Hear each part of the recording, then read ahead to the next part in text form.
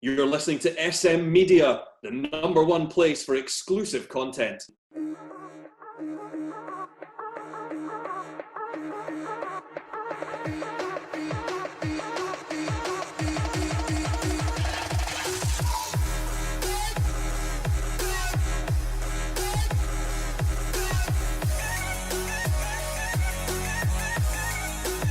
Hi everyone, and welcome to the latest episode of the Scottish Football Show right here on SM Media. I'm Scott McPike, delighted to be your host as always.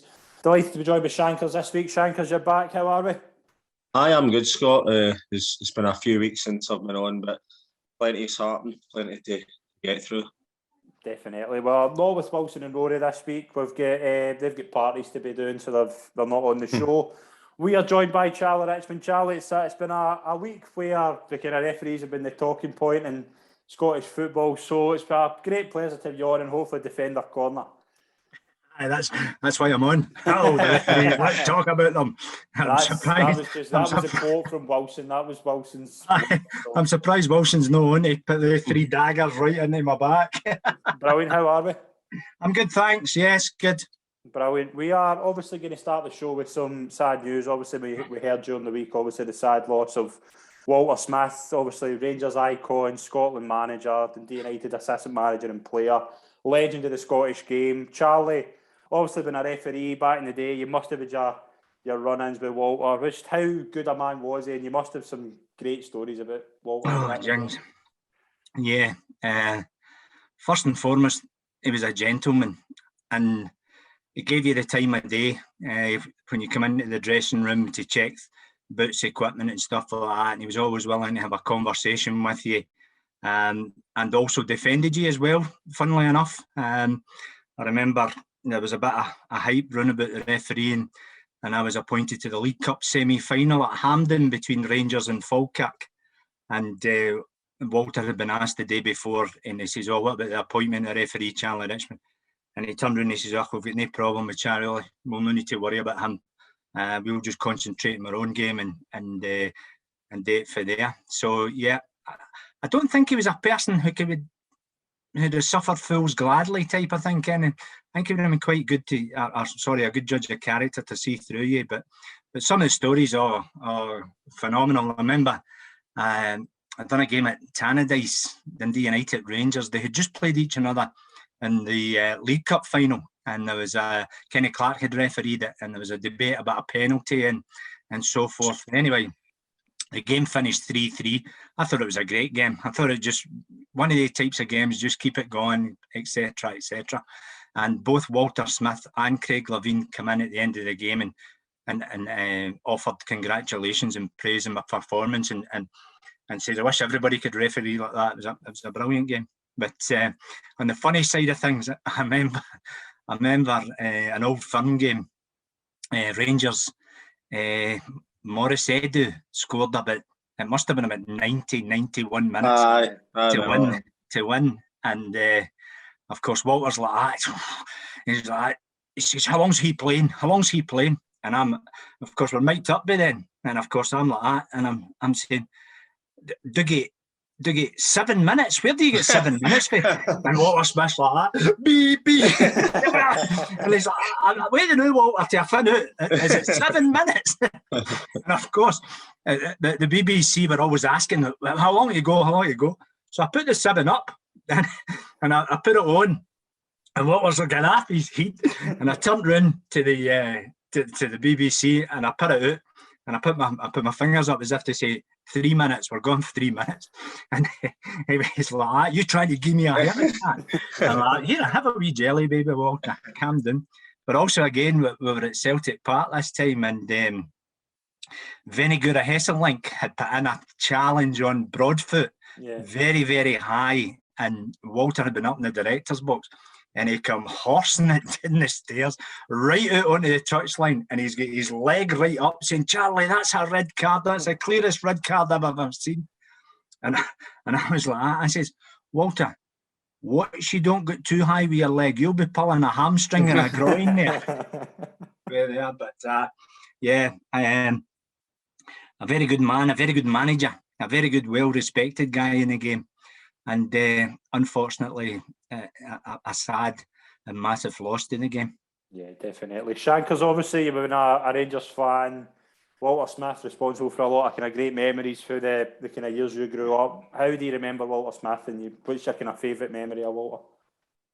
I just only echoing what you've said there. Walter Smith gave me some of the best memories as a Rangers supporter growing up as a kid. I'm not old enough to remember 9 in a row, etc. But taking my boyhood club to a European final, winning the last league title before Steven Gerrard won one there, the at Rugby Park, the goals in 7 minutes that they won the league that day. Some of the best memories I've had following Rangers and supporting Rangers. That man gave me, and I'll be forever grateful for that. I had a season ticket at Ibrox, fortunately, during a few years that he was a manager, Champions League nights, cup finals, league titles. So he's given me some of the best memories that I've had as a Rangers fan, as a kid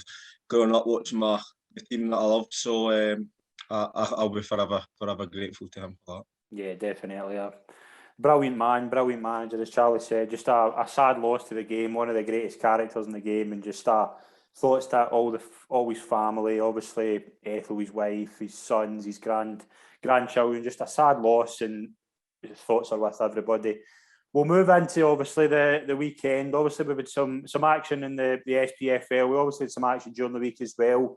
Quick result over the midweek. Shankers, any results catch your eye over the games in the midweek that we? I think it would probably have to be Ross County, Dundee, 5-0. Ross County, a team that I've been struggling of late. Obviously Dundee have as well, but for them to go to Dens Park and take 5 off Dundee, they're doing well. Never mind a team that's there or thereabouts down next to them in the league. So to go there and win 5-0 convincingly is no mean feat. So that's probably my result during the week, the one that stands out the most. And there was some cracking goals in the game as well. I don't know if you've seen any of the highlights. So it was the free kick for 35 yards at least anyway, and then the first goal, there's some lovely play, and the boys finished the outside of the fit. So that was probably the result that caught my eye the most. Charlie, would you echo that? Ross County didn't. Yeah, 100%, 100%.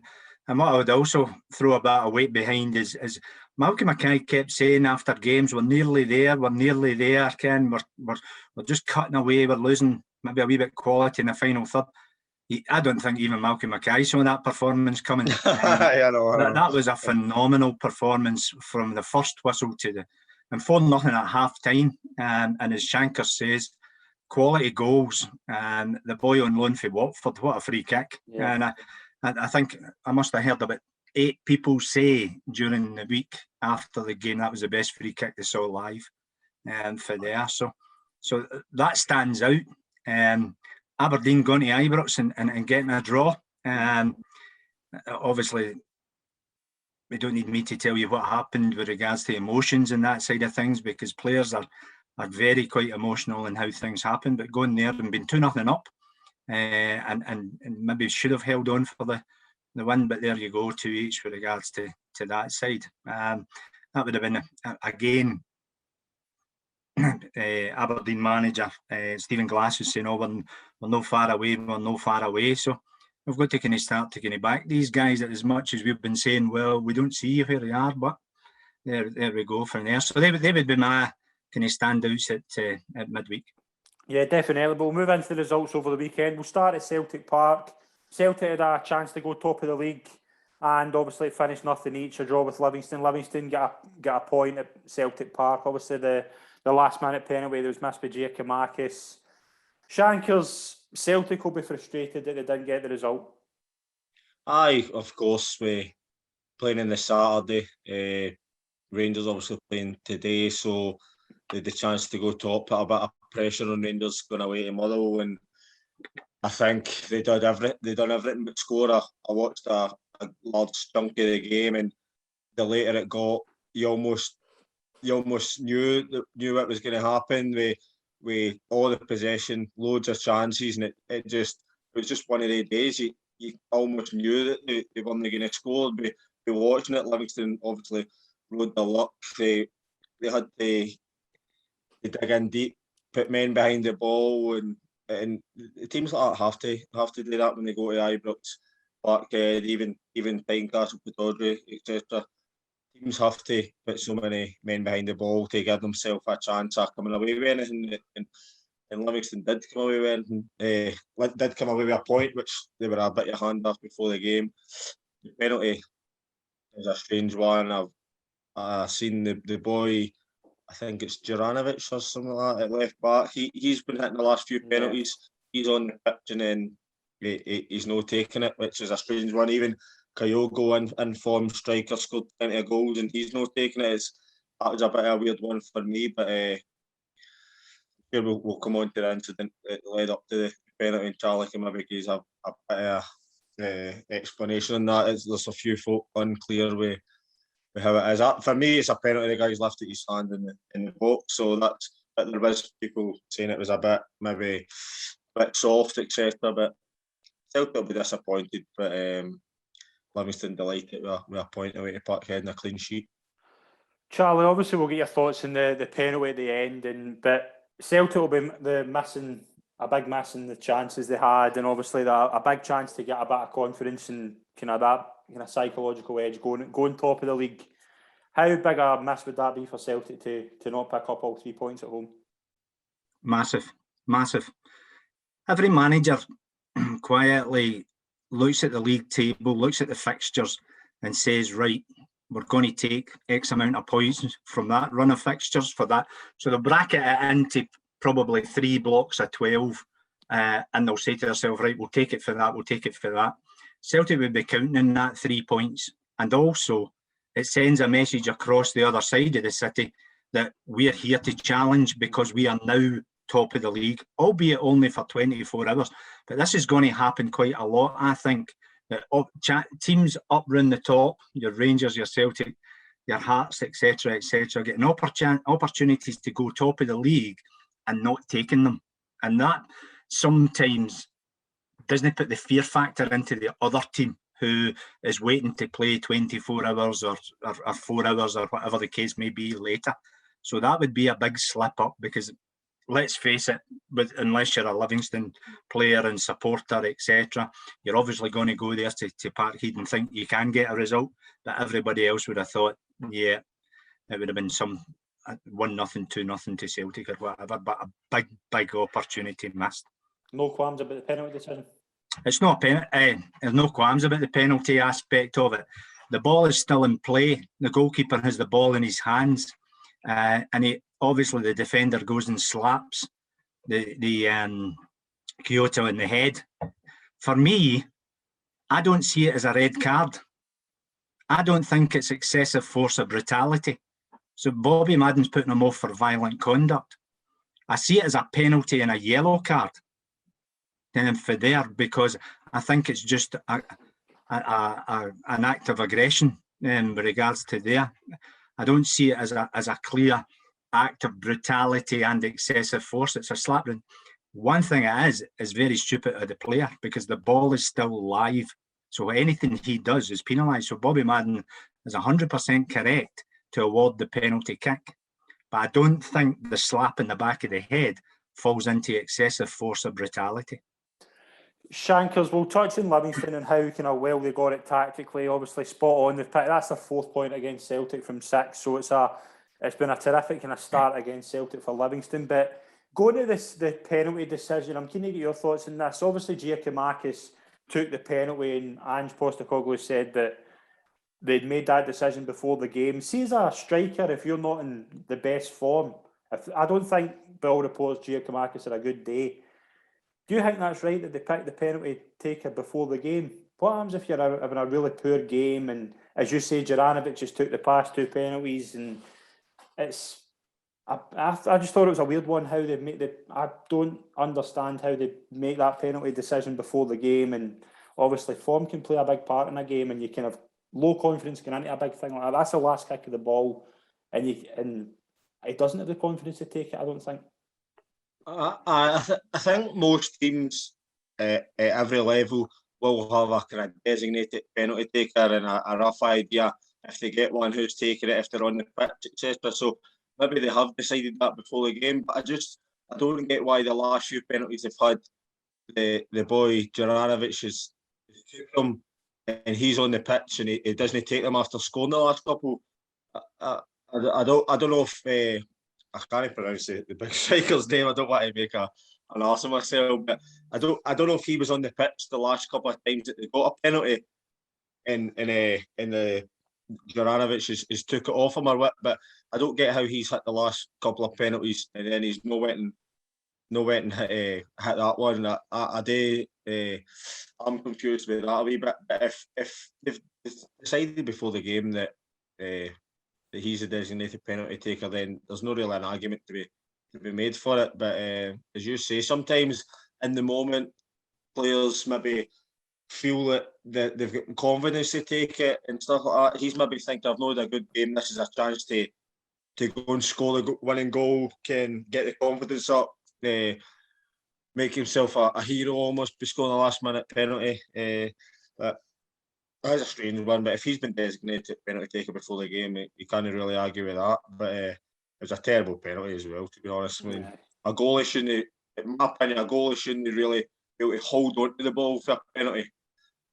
The other odds are stacked against him. It's hard enough to save one by tipping it round or palming it away, but the goalie actually collected it in his hands and caught it. That's how easy it was to save. So it'll be frustrating from his point of view. But Livingston got the game tactically spot on, and David Martindale says in his interview we went there with a plan for a clean sheet, and if they get anything over and above that, then it's a bonus, and they got their plan spot on. One of my pet hates is people moaning that teams like Livingston go to places like Celtic Park and Ibrox and sit men behind the ball. If they have to, aye. See if Livingston go there, open up and try and play Celtic and take 5 goals off them. It's as simple as that. I was a bit surprised Furuhashi didn't start. Just for that, I know. The movement he's got and that. If you're one player who can open up a defence is kind of stacked as Livingston, you would think it'd be kind of Furuhashi, and how well he played on Wednesday against Hibs as well. That was a strange one, but it was a weird one, wasn't it, Shankers? It is. I mean, if you're him, you're raging because you're in form, scoring goals.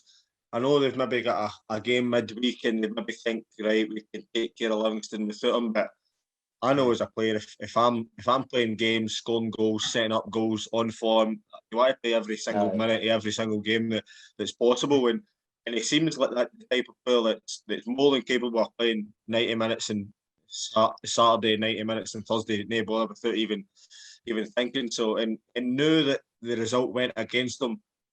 Fans and even Ange maybe to a certain extent will be thinking, why did I not play him for the start? Because if you play him for the start, chances are it's a totally different game. Some of the chances that they've had early on, if you give Kyogo 2 chances the way he is the now, he's scoring one of them. So it is a strange one that he didn't start, but Celtic should have enough in the locker to beat anybody in the league. He's not in the team, never mind Livingston. So that's a bit of a strange one, but they should have had more than enough to do the job, and unfortunately they never. If I was Ange Postecoglou, I would have started with my strongest team. Start with your strongest team, and if you go 2-0 and 3-0 up, it's easier to take the player off. Exactly. Take the player off, and all you just have to turn around and say to him is, "I'm giving you a wee rest." And a lot of players, you'll ken Shankers, a lot of players will accept that. Yeah, we're up 2-0, we're up 3-0, a wee rest for the line of fixtures coming up. It must be very difficult as a striker or as a player with 15 minutes to come on and try and turn a game that has effectively been nothing in the game. That must be the hardest thing to do. You're talking to the right man, Charlie. But you come on and turn every game, pal. You everything you touch just turns to gold. You're the Midas man at the Forum, the new. You come on against Cumnock, turned the game unbelievably. For there and so forth and so forth. Charlie, a quick word on Livingston as well. Tactically, David Martindale get that spot on? Tactically, yes. Yeah, he'd said he had worked on it. He'd worked on it Thursday and Friday and just drilled the players and drilled the players and drilled the players. It seems to be that Livingston are that type of team. Wherever they go to a game against the likes of Celtic, Rangers, and maybe even Hearts and etc., whenever they're been asked to sit in on the new terminology is the low block, the 4-4-2 or the 4-5-1, whatever, and for there, they're comfortable at that. They know their jobs, they know their routines. But as I said before, there's games that they need to come out and play, and they're struggling. They're struggling with that. But other times, they're happy to sit in and sneak what they can. But their season will not be defined. The point will help. I must admit, points will help because there are not many teams will go to Celtic Park and win and even pick up a draw.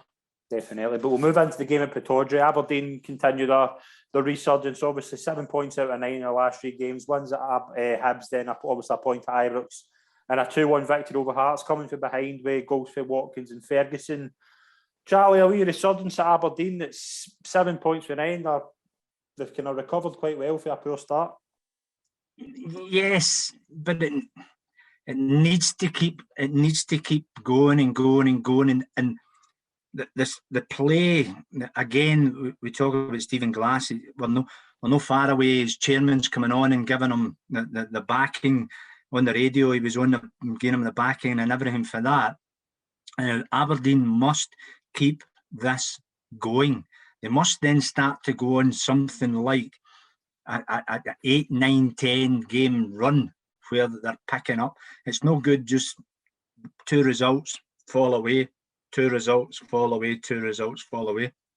Before the game, Stephen Glass would have probably took anything, but to get the 3 points and the manner of what they've done, yes, he'll be happy. Shankers, what was your thoughts in the game? Hearts took the lead through John Suter, and then Watkins and Ferguson bring it back for Aberdeen. What was your overall takeaways for the Aberdeen Hearts game?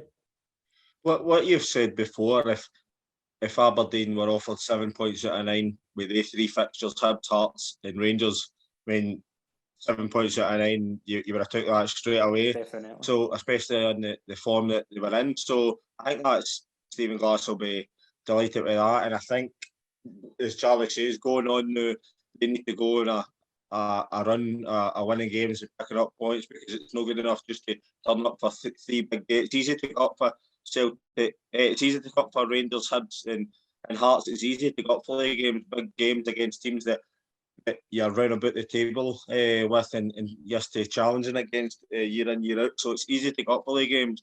It's the other games against the teams that you know you should be beating. Aberdeen have been struggling against so far. It's those ones that they need to go and get wins and clean sheets and start moving up the table. Because when I watched them on Wednesday night against Rangers, I'm sitting thinking, how's this team went and lost? Went at like 10 games without a win. In the first 30, 40 minutes of the game, I'm thinking, how's this team doing so bad this season? But now you can see that what they've got and what they're capable of with the last 3 results.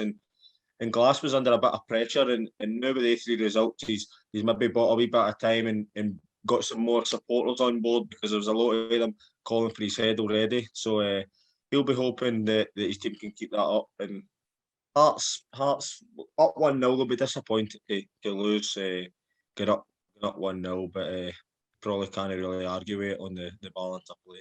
Struggling to keep a clean sheet again, Hearts, and leaking goals as well. It's big. Boyce is a big miss as well. When he's not playing, there's a big miss. There's a kind of big massive vocal presence as well. But again, Halliday seeing red at the end as well probably didn't help, and that was kind of frustration. I think just get the better. Yeah, jumping in, lunging in, should I say now, lunging in from the side with excessive force. But we'll move into the result at Tannadice. Dundee United 0, St Johnstone 1. A massive win for St Johnstone, ending Dundee United's 7-game league unbeaten run. Shankers, that's a massive win for St Johnstone, but the full credit has to go to Xander Clark for what has been described as one of the performances of the season. I think going away to Dundee United in their current form and the run that they're on, St Johnstone were maybe took a point before the game with the current form that Dundee United are on. But to go there, 1-0, clean sheet, as you say, Xander Clark, the man in the moment. Going there and getting 3 points is a massive result for St Johnstone. Gone by the form of Dundee United recently, and St Johnstone are probably in a position that they feel that they should be doing a lot better, ninth from the table. So I know the points for fifth to bottom of the league, there's no maybe bottom, but 5th to 11th, there's no many points in it whatsoever. So 2 or 3 wins in the bounce, you could climb that table. So that's what St Johnstone will be looking to do. But it's a huge win, and maybe I'll kick them on in a wee run. Dundee United, I don't think they'll be too worried about it. Going in a recent form, I don't think they'll be too worried about it. I don't think it's any cause for concern. I think it's just be blip in the road. Yeah, if you say, what was it, 10 games that they went unbeaten? 7 games in the league unbeaten. Seven in the league unbeaten. If you say you're going to lose one game out of 8, you mean you were taking that all day. So I don't think it's too much cause for concern. The manager's doing a great job with Dundee United, and the players seem to be knowing their jobs and doing really well for them. So I don't think it's a cause for concern. Charlie, would you echo that big win for St Johnstone? Yeah.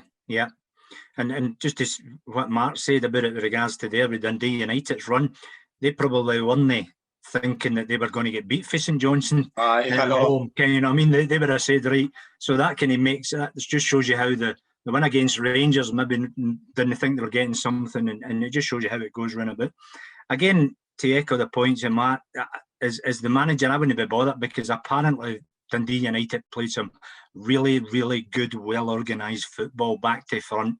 And when the opposing goalkeeper comes away with man of the match and everybody talking about performances, it also echoes that side of things as well. And hats off to Xander Clark. When you're not picked for something and you're disappointed, and some people would just kind of drop the shoulders and carry the head in. But obviously, there's a Scotland squad going to be announced recently, and that must, I know that there's loyalties there with Stevie Clark and that's it, but that must, it's all about players or goalkeepers on form.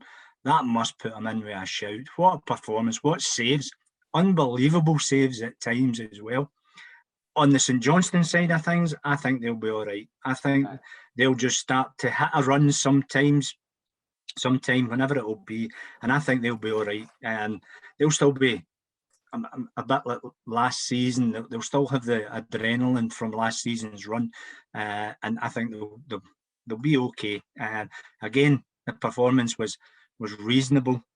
It's not as if they were camped in. They had their chances. They took their chance, and that's something what you've got to do as well. And a good goal scorer, you get one chance in the game, you take it, and job done. Yeah, definitely. We'll move into St Mirren 0, Dundee 1.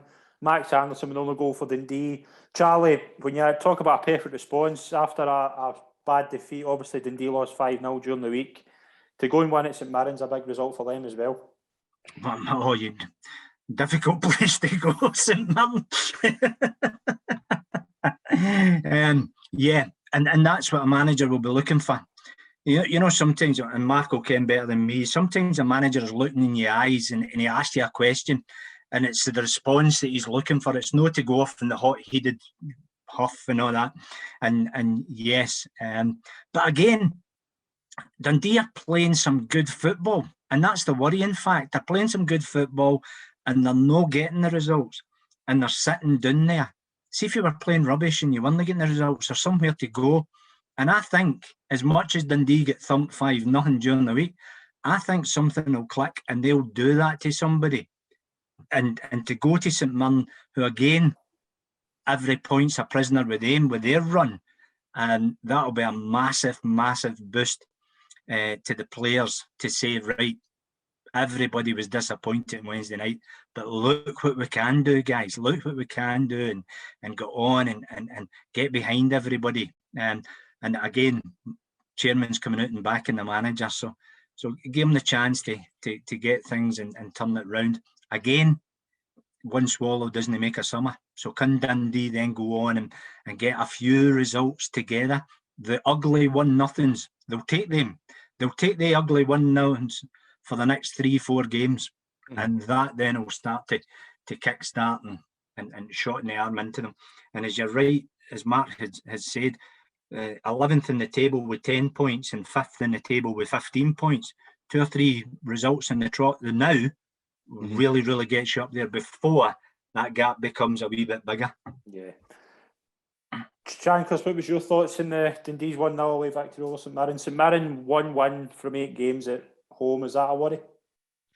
I think it is, because you want to make your home a fortress. You want to make it difficult for teams to come. You want teams looking, going, oh, we're away to St Mirren at the weekend. No thinking, right, we're away to St Mirren this weekend when there's 3 points in the board straight away. Teams will be going there, and when the Rangers were there the other week there, and it was really made difficult for them. I couldn't have told you they were on that run if you hadn't said that there. But Dundee, we talk about it all the time. You got a reaction after a defeat like that.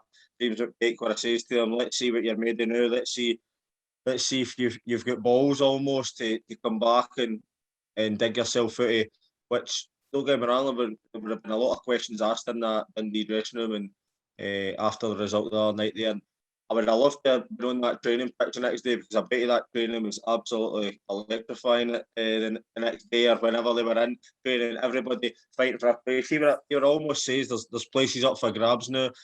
I seen that there was a few changes as well, so there's places up for grabs. That's what the message would have been, and the boys that were chosen went and made it their own, and a win, it would have been good, because Ross County's game was off, so it puts them, I think it's 5 or 6 points clear of Ross County just now. Obviously Ross County the game in hand, but all saying is you would rather the points in the board than the games in hand, and there's nothing more truer about that. So good win for Dundee, and obviously the form of St Mirren at home is slightly worrying. But as Charlie said there, the gap between 11th and 5th place, 2 or 3 wins, and then all of a sudden that's you out a wee rut. It's getting to the point where all these teams are going to be playing each other and taking points off each other, so it's getting close. So I think by Christmas time you'll maybe see a gap starting to appear for that 5th place, 6th, 7th place, all the way down there. But a good win for Dundee, and the reaction that James McPake was looking for.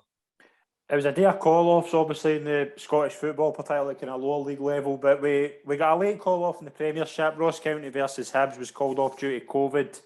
There's been a bit of kind of controversy with the situation. Obviously, Hibs have got a couple of players who have tested positive. The SPFL saying the game must take place this week, and it's been scheduled for Wednesday, but Hibs are kind of not having that. There's a bit of kind of discussion going on, we believe. Charlie, what's your kind of thoughts on this? Do we know what the kind of situation is? Obviously, we saw last season Celtic had a few call-offs and they had to play that game, so surely it's the same here. The thing is, as well, is what's the situation? We all know our situations with double vaccines with the family and all that carry on. So we now know the situations if somebody tests positive from that point. The club I would like to think the club know everything about the vaccinations and that. Who's the players that have tested positive from that, the COVID results? Is there then close contacts that knock on from there? And also, when you're bringing in players, are they being in the testing bubble as well? And that's probably the aspect of where Hibs are saying at the moment. You need to give this time to filter out a wee bit to see who we've got as a squad and who we got as a players from that point. Maybe Wednesday is logistically too soon, as we know the results from that point. But it's a difficult one, and I don't care what anybody says. The health and safety of people who have COVID have tested positive, and that becomes at the forefront. And the sacrifice or the postponement of the game, certainly on Saturday, was the right decision. It might even be the case to reschedule it later on, because there was a game that was postponed and teams get fined, and then the the fine come back, and it just made the whole people who were organising things look a wee bit silly with egg in their face. So take the time and just see at the moment what is the situation within the Hibs, because it might be that they then go in on Monday morning and another couple test positive and another couple test positive. So let's just run its race for there and not be too hasty to try and get everything done. There's plenty of time. No disrespect to Hibs and Ross County in any way, shape or form, but there's plenty of times to play these games with them having free midweeks later on. Yeah. Shankers, do you know what adding that? Were you surprised at that decision? I wasn't sure what it was for. I wasn't sure if it was waterlogged pitch or anything like that. Obviously, with the weather, I didn't know it was code related. I think it'll be just frustrating on Ross County's part off the back of a 5-0 win. They would have been. I know what it's like when you go and get a win like that. You can't wait for the next game. The next game can't come quick enough, and then it goes and gets called off, and maybe does it hamper the momentum that they would have had going into that game? Of course it does, but there's no much you can do. As Charlie says, these situations were always going to crop up during the season, especially with maybe a bit more of a rise in, maybe not a rise in cases, but a lot of people are testing positive recently. I know definitely for around about local areas and stuff where we stay, so it has to be the same in other areas as well. But I think the Hibs, the thing is, say 2 or 3 players test positive, all the players have been training together, right? They say the best time to test is 3 to 5 days after you're near a close contact. So say it's Friday, 5 days later is roughly Tuesday, Wednesday. So is that too soon for Hibs to do a run of tests on Wednesday morning when they're meant to be going away to Dingwall, and then another few come back positive? So I think Hibs are 100% right in saying Wednesday is far too close for the reschedule.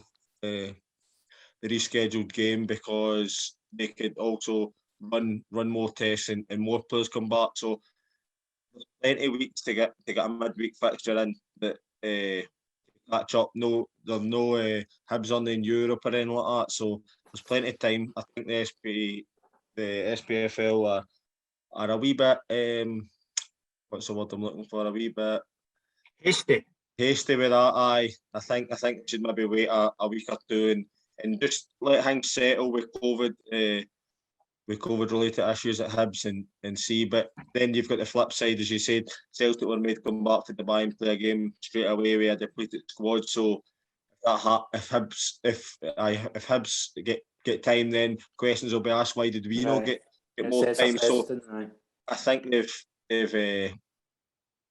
gave themselves a wee bit of an issue if they call it off. But I think calling it off on Wednesday, or not even calling it off, but I think rescheduling it a few weeks down the line is the right decision. But then they've made themselves there to be shot at by making other teams play straight away. So, but it's an awkward situation. We always knew it was going to crop up at some point during the season, COVID related issues. So it is a weird one, but Ross County will probably be disappointed that it's called off as they had a wee bit of momentum. Well, the final game of the weekend in the Premiership took place today. Obviously, Motherwell 1, Rangers 6. Rangers were 6 goals after going a goal down, obviously, through Motherwell took the lead through Mugabe. Sakala with a hat-trick for Rangers, Tavernier, Kamara and Ruth. Shankers, apart from a momentary kind of defensive collapse, Rangers did look as kind of probably their best they've looked all season today. It was a kind of really convincing performance in the end up. And the end up being the key words. The second half, we'll go into first half first, actually. First half, goal, very, very sloppy goal to lose. It seems to be the end thing now for Rangers to give teams goals a start. The defensive record that they had last year to this year is chalk and cheese. The goal, McGregor's, first of all, I'm not sure who it was that got the first contact, the first header on it, in the corner, but there's nobody within a couple of yards of him, nobody challenging him. you know, if fair enough if he gets the first contact, but see if you're close to him, touch tight, if you get a wee a nudge on him, it can put him off when he maybe doesn't generate enough power on it or whatever, and then McGregor maybe collects it. But if there's nobody within a yard, it generates him to get enough power on it, which causes McGregor to spill it and then the rebound. Nobody reacted to the second ball. It was just a very, very poor goal all round. But after that, I thought Rangers were. I thought even before that, Rangers had a lot of the ball. They maybe didn't create an awful lot, but you could have seen them growing into the game once they went down 1-0 and then getting the 2 goals before half time is perfect. They come out in the second half with their tails up, and as you said, it's probably the best I've seen Rangers this year. Free flowing football, getting it down the wing, balls into the box. I was quite happy for Sakala getting 3 goals because he's maybe not had the best time yet at Rangers. He maybe not had enough minutes as he would like, and then he gets a start. Oh, is it a start? Probably was a start out the blue. Probably wasn't expected with Hadji and Roof on the bench as well, but it just shows it was the right decision. I thought he was really good. Every time he got the ball today, he looked to go 1v1 with his attacker. He got O'Donnell booked early on at 8 minutes and kind of put him in a tightrope and obviously eventually ended up getting sent off, which is the right decision. 2 yellow cards. I don't think anybody can argue with that. It was a very convincing performance and end up for Rangers, and as you said, it's probably the best I've seen them, and they'll be looking to go on now and go on a wee run, because although they're top of the league, they haven't been too convincing all this season. They've been picking up wins, but it's been scraping by 2-1s, 3-2s, etc. So I think they'll be looking to, first and foremost, keep goals out. Top teams scoring first, keep clean sheets, and then I think if they keep clean sheets, then the goals will come, because they are scoring goals. There's people chipping in with goals for all over the pitch, as you can see today. So I think first and foremost for Rangers, that they need to start keeping clean sheets, and then goals at the other end will take care for themselves. But I think once Graham Alexander said, once it went 10 men, they almost knew they were getting nothing for the game, and I don't think he's taking any disrespect away for Rangers' second half performance, because they were convincing with 11 men. But when it went to 10 men, you almost seen inevitable that Rangers were going to go and score 4, 5, 6 goals. Charlie, were you impressed with the result and performance for Rangers today? Yeah, particularly when Motherwell sat behind the ball. And then they took their opportunity with regards to that. I think Graham Alexander, when you listen to his post-match interview, he was bitterly disappointed with the 3 minutes between the 42 and 45 minutes. And I think that's where Motherwell ultimately lost the game. By going 1-0 up, and we can only echo what Mark Shankers has said there. God, per many 1 for 10 people, the mistake after mistake after mistake. And Motherwell went, was it against the run of play? Yeah, you could look at it and say, but they took their chances. But when Rangers equalised, if Motherwell had got to half-time at 1-1, I think that would have kept the confidence up a wee bit, believing in what they were doing and trying to get that out ball.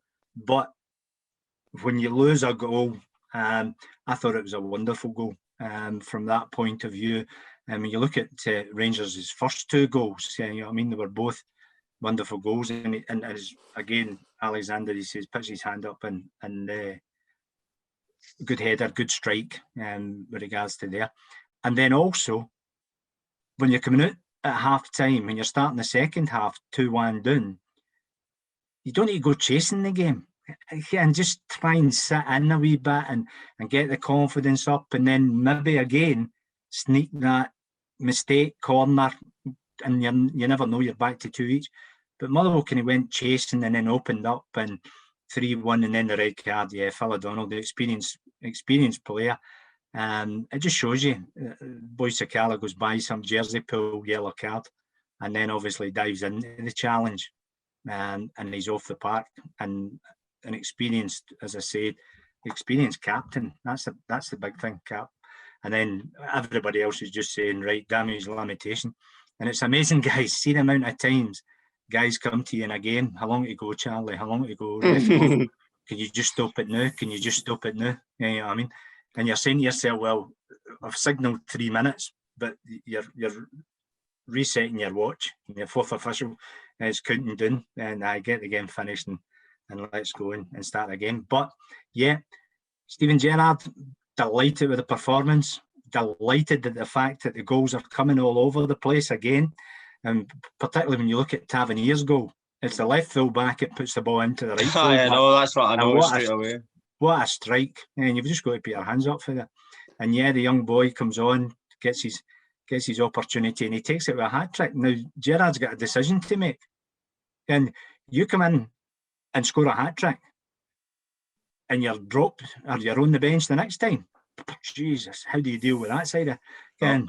That's the other thing. Roof comes on, puts a goal, puts one in. Your main striker, Morelos, is struggling. He's not scoring as many goals.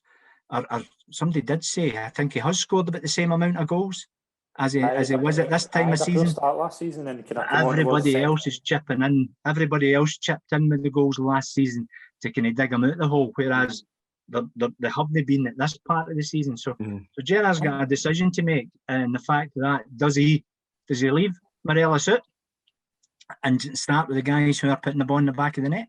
But then again, the other side of the argument is Morelos is dropping short and linking up, and he's working in other parts of his game.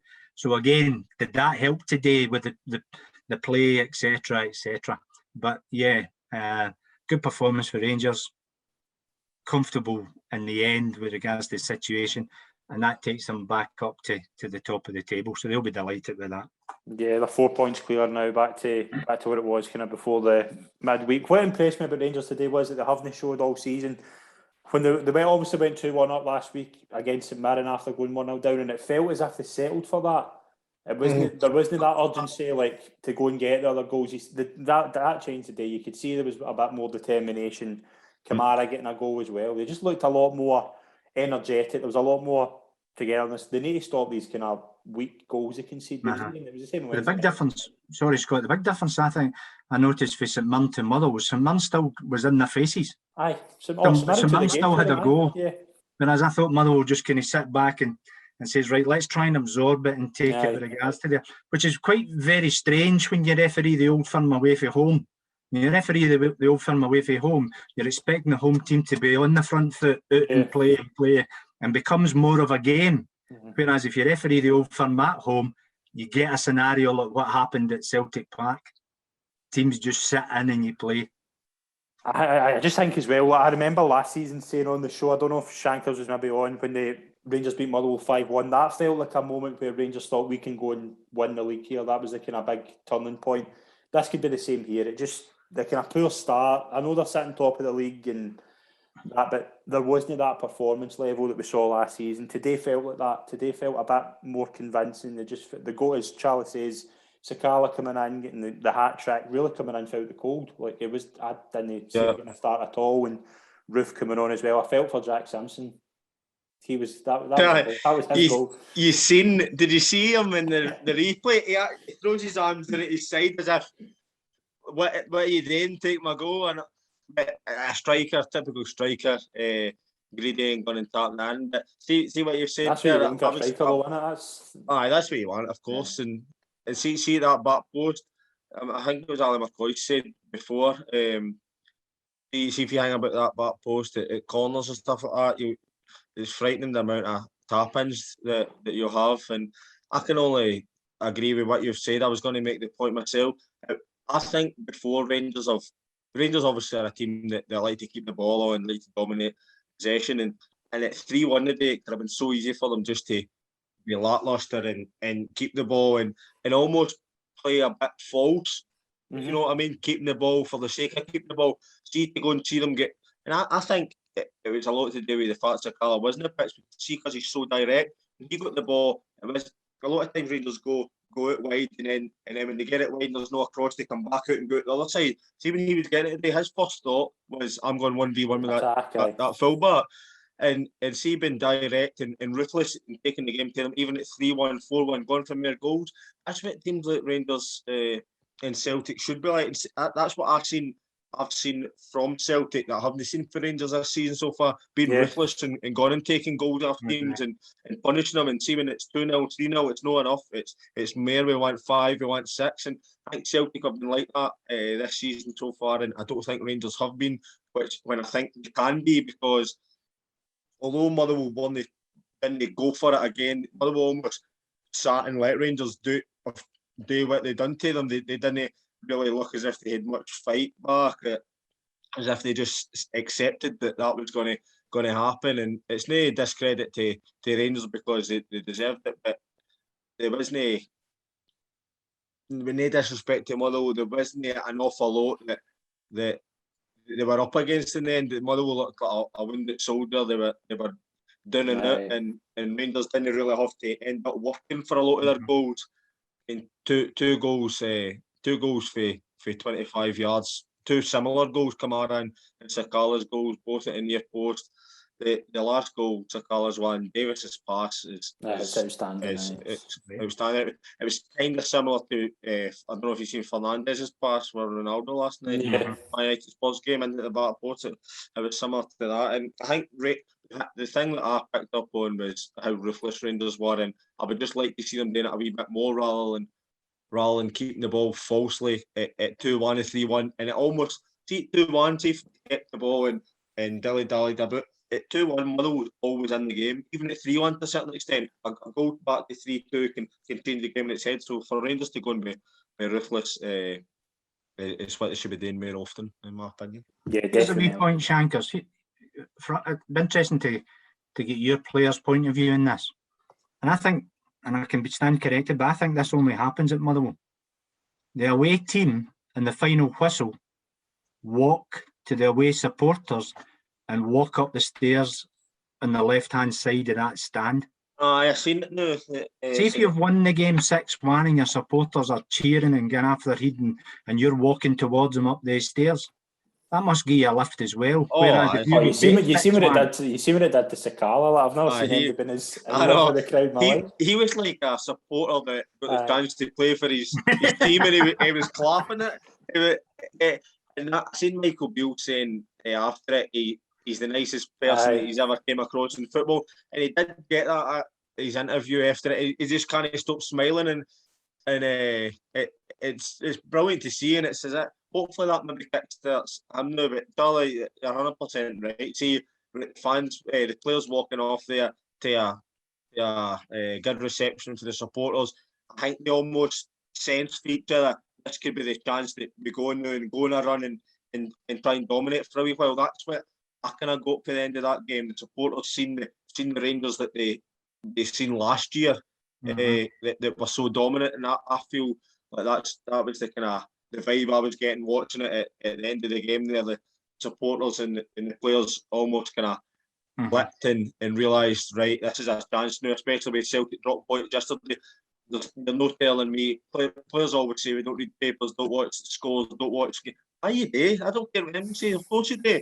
When you get after your game, the first thing you do is check who's running about you in the league. We'll check the result and see how they do. So Rangers knew what was at stake today to go and win, and with Celtic having a wee bit of momentum after Rangers is dropping points midweek, for that to flip at the weekend and Celtic drop points and Rangers go and win convincingly, that'll only give them a lift and kick them on for the rest of the season. And I think the best thing for Rangers now is another fixture midweek, because you don't want to be waiting 7 days for another fixture. You want the game coming thick and fast when you're off the back of a win like that. So it'll be interesting to see what happens. And Sakala, I would imagine, will be one of the first names in the team cheating Thursday night. I'd be surprised if he didn't play. I can't imagine. I think it might actually been Aberdeen. I might be wrong, but Motherwell beat somebody well and truly at home, and the away team had to walk up, and their supporters were across, giving them absolutely and you're walking up these stairs as if you're kind of, I'm up here to lift the trophy and all that kind, and they're giving you pelters. Well, that could have been Rangers at half time. If say they go in 1-0 or even 1-8, they could have been into a totally different reception at half time, if you know what I mean. Whereas they're going in and Sakala's getting the supporters going, and the supporters are getting them at back. So I was never used to walking off the park with players, supporters clapping and cheering. They're always booing for your blood. I'm the same. Definitely. Booing and blowing for your blood. We'll touch quickly on the games, obviously in the Scottish Cup. Obviously the big result is Clydebank. Brilliant result for them, getting that 2-1 win away to Elgin. McGonigal and Nicky Little with the goals. Shankers, they join obviously yourselves and Darvel in the third round. It's a great achievement for the West of Scotland Football League, and obviously for Clydebank as a whole getting into that round, and obviously yourselves a big win last week.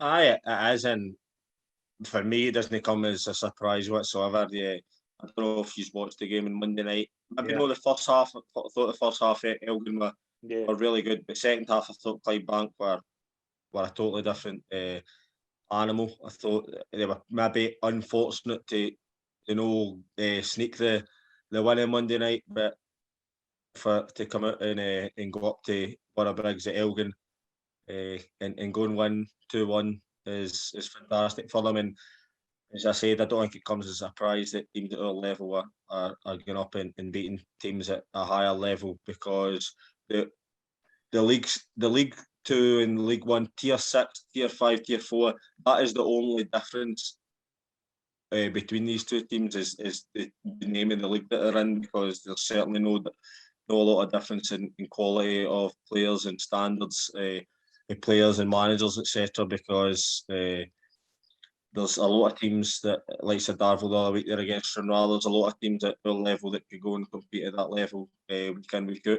And I'm sure you will agree that it doesn't really come as a surprise that Clydebank's were up there and got a win, and they've got a very winnable tie in the next round of the cup as well. Clyde at home, I think. So I think you're right.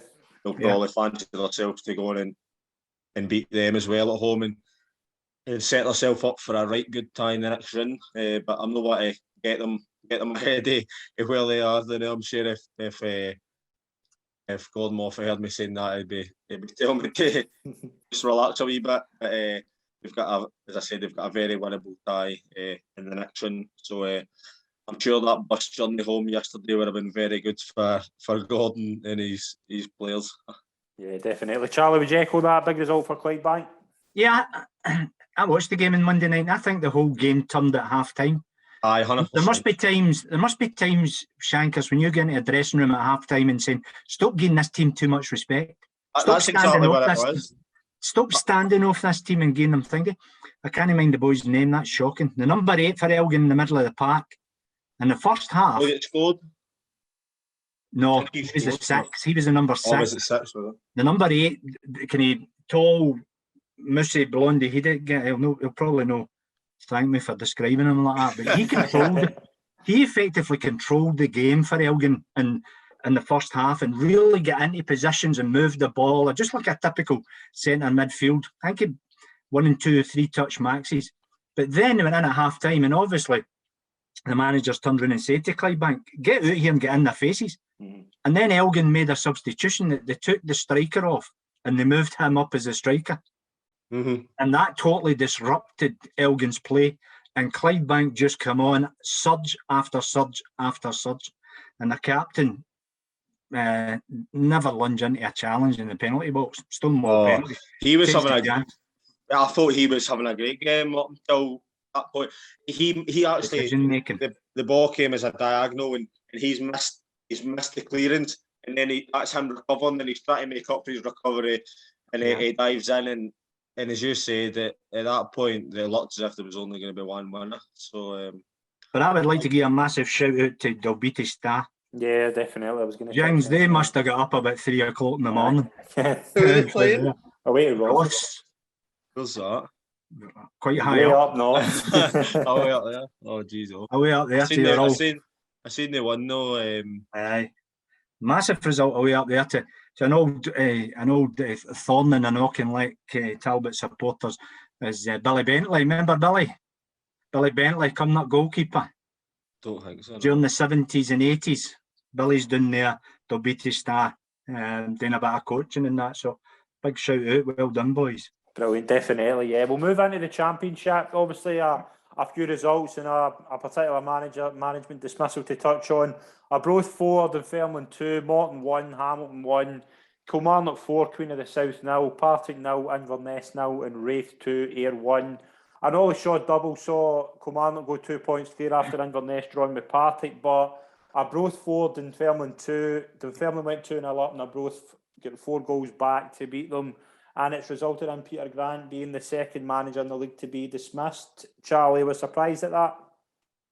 No, it's no surprise. A bit surprised I'm going there in the first place. And again, from an outside point of view, when I've managed to have conversations with Peter Grant a few times, nice guy and good coach, but the looks it served his time down in England and then come back up. But he struggled with Alloa, and I know they're a part-time club, but went to Dunfermline, got some decent players in there, if that's the right thing to say, but they just hadn't done them. I remember Rory been on here once, and he says both devoid of ideas and that. The thing that's killed them probably is no a win. They haven't had a win, and in that league, you really need to, because there'll be times when you pick up. You saw it. It was about a fortnight ago, midweek. They went 1-0 up against Royal Rovers and just couldn't hang on with regards to there. But you don't like to see anybody losing their job. But unfortunately, it just hasn't worked out for Peter. Particularly been up 2-0 against Arbroath, again the part-time team, but they've come back. But a big shout out to Dick Campbell. He's a Fifer. He's a Dunfermline man. You never know. Mm-hmm. There's big talk. There's the big kind of chat's been Stuart Petrie at Montrose. Is it any of the kind of managers, like, I know we've kind of the likes of Darren Young, Kevin Rutkowitz in the show. I'd love to see them get a chance like that, to get a big job like that. That's maybe what they need. I know we've heard about kind of John Hughes and John Robertson and guys like that, and yeah, they're brilliant managers, but you'd like to see a young guy kind of get a chance to do a job like that, Shankers. Would that not be a kind of... Kevin Rutkowitz doing a great job at Stirling Albion. Absolutely. Hi, Kevin, if you're watching. How you doing? Hiya. I think you're right, and I was surprised, as Charlie said, with the fact that Alloa got relegated, and then all of a sudden he finds himself in a bigger and better job as well. And we don't like to see anybody lose their job, because folk have families, pays bills, etc. But football was slightly different in that fact. It's a results-driven business, and if you're not getting the results, you're no longer in finding out and losing your job, etc. So I don't think anybody can say it's such a big surprise. But the thing is, nowadays, the Dunfermline go with tried and trusted, experienced person who knows the league, can get results to keep them safe, or do they think outside the box and go with a younger person who's maybe not got the experience but has got the hunger and drive to maybe something fresh, something different? That Peter Grant's obviously been about the game for years, and that doesn't seem to have worked. So do they go a younger model, somebody who's trying to make a way in the game, and maybe more, I'm not saying Peter Grant isn't hungry to succeed, of course he is, but somebody who's younger and maybe no get a lot of experience managing, but they want to prove and make a point. Do they go down that road? I just think a lot of the teams play too safe nowadays, by going and the managers that have maybe been there and done it to a certain extent, rather than thinking outside the box and going for a younger face. Like Wilson was going on about Peter Lovencrantz for the I'm not saying his name, but something like that. Somebody who's maybe a player who's maybe finished a few years ago and he's managing a reserve team, and somebody like, for instance, John Daly, who's been an assistant manager and gone and managing like Hearts development team and whatnot. I'm not saying him, it's just an example of somebody who's done that kind of road. I would like to see people like that get a chance, but I think it'll be somebody that's been there and run about done that. Like Neil McCann's already been at Dunfermline as assistant, and I think he actually had the manager's job at one point, but I think it'll be somebody runabout, who's been runabout a few of the teams at the levels. John Hughes, somebody like that. It does kind of They're only 3 points away from relegation. It's no major. The fact that they hadn't won a game, they haven't played good. But does it get to that stage where you're at the stage as it's not about kind of progressing, it's just about survival? Yeah, that's how I think they'll go with somebody who's been a manager for 20 odd years or whatever, because it's a results-driven business. It's Dunfermline in the Championship, and Dunfermline in League One. It is a massive financial impact on the club as a whole. So, are they going to see, right? We're going to give somebody, a young person, 3 years that might not go. We might have to get in before we come back up, or do they go and get somebody that will take them to the end of the season, keep them up, and then go again? I think we would rather that choice than somebody who's going to progress them over a 3 or 4 year period. And unfortunately, that's just the way it is as a game in Scotland, that there's that much financial impact if you're in the division above or you go down below, because Dunfermline are a full-time club, one of the few full-time teams in Scotland. So the fact if they were to go down, I know it's very early on the season, but if they were to go down, it would have a massive impact on the club as a whole. And some teams want to go down and struggle to get back up. You just look at Falkirk, for instance. So I think they'll go for somebody trusted, somebody like John Hughes or something like that, if he's looking to get back into the game. Do you think sometimes chairmen look at their noisy neighbours? So you look at Dunfermline and you look at their noisy neighbours in Raith Rovers, and why are they doing? Why are they up so well, etc., etc. And all of a sudden we need to make the change now. We need to make the change now, and we need to go and as you say, Shankers bring in the experience to get the results and get back up that table. But 2 or 3 wins, and my jings, what, 5 points takes you from 10th to 6th? Isn't it? They're not a million miles away. I think the way they're playing, I think the style they're playing. I read something online that Dom Thomas, a boy I know that plays with Dunfermline, I read somewhere that he's one of the kind of fans' favourites, I think, and I read somewhere, it was a few months ago, because I'm sure it was in our WhatsApp group, that the fans were wanting him. He was at the team and they was wanting him back in. I don't know whether there had been a fight or whatever. I wouldn't quote me on it because it might not be true, but this is just what you read online. And he wasn't in the team, and obviously when one of the fan favourites isn't in the team and they're not doing well, I think, why is he not playing and stuff like that? So I think ever since I started seeing that, it was inevitable that Peter Grant wasn't going to be in the job long, because once supporters get some against him, it's very hard to win them back. Who did they bring in to replace Nisbet? Because that would be a big blow. Exactly. That would be a big blow. There's that straight away. What we're going to do is obviously on Monday we'll have a League One and League Two, the review column and the channel, so stay tuned for that. We'll talk a bit more about that on the review column we've got on our website, but we'll touch a bit on what's coming up this week. Old Firm teams in Europe: Celtic go to Hungary to play Ferencváros and Rangers go to Denmark to play Brøndby. Charlie, give us a wee prediction for both teams. Do you think any of them will pick up results? I think both of them. Will pick up the results, bearing in mind of what happened at the legs a fortnight ago. For that point, plus they need them for that. They need the 3 points with regards to try and maintain. I'm not a great supporter of this. If you get the Champions League, you parachute into Europa League. If you get the Europa League, you parachute into the whatever it's called. The Jackie Scarlet. Won the Jackie Scarlet in December for there.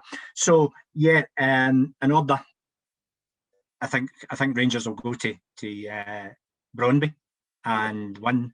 And having refereed in Ferencváros in Budapest, it's quite a vocal and hostile environment. I think Celtic will go and get the result needed as well. Yeah, I fancy both teams to win. I think Rangers will win in Denmark, and I fancy Celtic. I thought Celtic were very impressive against Ferencváros, and I think they'll carry it on in Hungary. Shankers, what's your thoughts on both games? I'm the same. I thought both teams were very convincing in the last their fixtures. I know they were both at home with big crowds, so it'll be different going away from home. But I think they've both got enough in the locker to go away and win. And 2 wins can change the group slightly for both of them if they both go and win, get into the last 2 fixtures. So I think two wins would set them both up nicely, and I fancy both of them to do it. Yeah, definitely. We will be back on next Sunday to do a show, obviously, with the weekend's fixtures, and we'll be keeping everyone up to date with what's going on in Scottish football over the next week. I want to thank Shankers and Charlie for coming on the show. It's been an absolute pleasure as always. Thanks, Pat. Thanks, Scott. Thanks very much to everyone who's tuned in. Please subscribe to our podcast and YouTube channels and follow us on social media. We'll be back with a Scottish Football Extra show on Thursday, so stay tuned for that, and we'll see you soon. Cheers. Thank you.